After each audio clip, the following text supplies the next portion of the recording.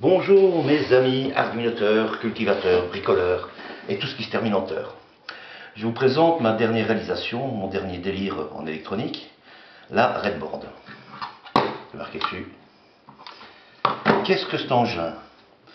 C'est un contrôleur pour deux salles de culture. Il travaille de manière complètement indépendante. Donc les réglages de la salle A et de la salle B peuvent être totalement différents. Dans cette vidéo, je vais faire simplement la description de la platine. Dans les prochaines, je vous montrerai la mise en œuvre, l'utilisation, la mise en boîte, etc. Donc nous avons le circuit imprimé, muni d'un processeur ESP32. Ici, la partie alimentation, avec l'entrée 220 volts, qui ne sert que pour la gestion de la platine. En aucun cas ne donnera la tension ici en sortie. Ensuite, qu'est-ce que nous avons par salle? Une salle, deux salles. Les relais, nous avons les lampes.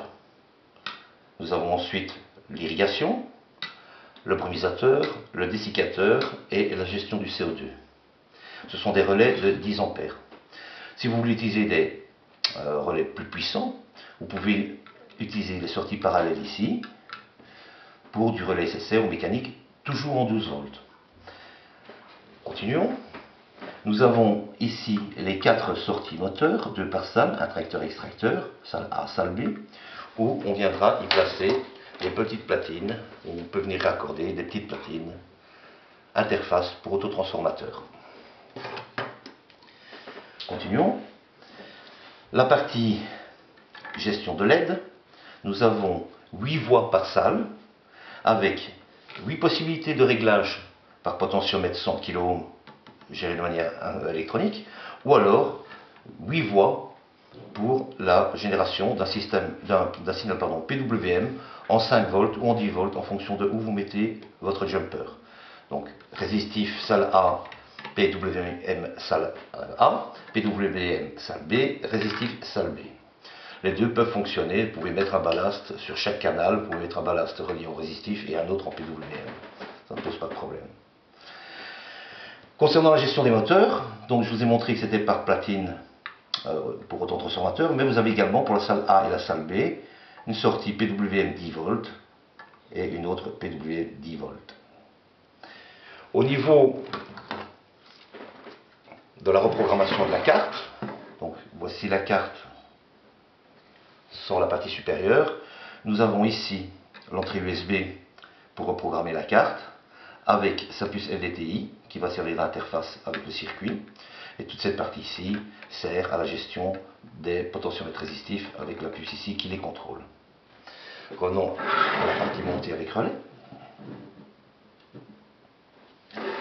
On va parler des capteurs. Donc ici d'abord j'ai le bouton recette. Ensuite j'ai la sonde température et humidité pour la salle A et la salle B. Ce sont des AM22, M2302. Nous avons ici les deux entrées salle A, salle B pour les sondes CO2, des MHZ19. Nous avons ensuite la connectique pour mettre un module supplémentaire par la suite, gérant RxTX. La connectique pour y mettre un écran d'extension 10 pouces, qui va venir pour un écran d'extension 10 pouces. Tout se fera de manière tactile. Et nous avons ici encore une connectique pour un petit LCD qui tourne en local avec les informations internes.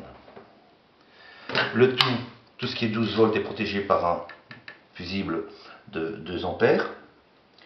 Les fusibles, les relais, si je ne l'ai pas dit, ce sont des relais de 10 ampères. Et nous avons ici pour finir les deux slots, les deux branchements pour des platines d'asservissement de LED. Qu'est-ce que c'est? Ce sont des platines montées avec des relais bipolaires de façon à couper phase et neutre simultanément quand vous demandez un des canaux. Il y a 8 canaux, de façon à demander quand vous êtes à 0 en PWM résistif de couper l'alimentation du ballast LED afin qu'il n'y ait pas de scintillement, parasite sur vos LED en période de nuit. Nous avons ici le connecteur pour la sonde DS18B20 qui tiendra compte de la température extérieure, donc cette sonde se monte à l'extérieur pour la gestion des vitesses moteurs.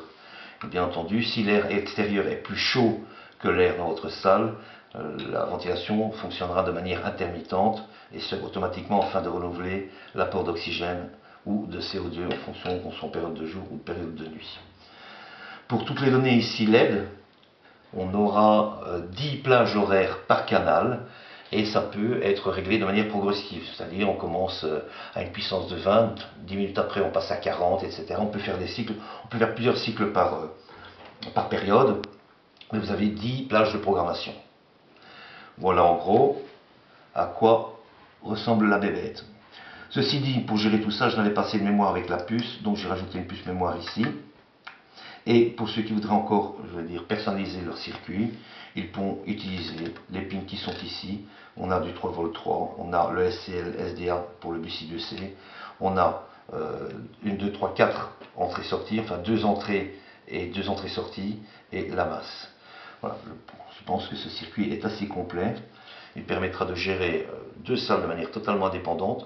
Je n'ai pas inclus chauffage et air conditionné parce que ces appareils généralement sont déjà munis d'un thermostat. Je vous reviens bientôt avec une petite démonstration de comment est-ce qu'on câble tout ça, à quoi ça va ressembler, et au fur et à mesure des épisodes, vous verrez le montage et comment l'utiliser, la programmation, etc.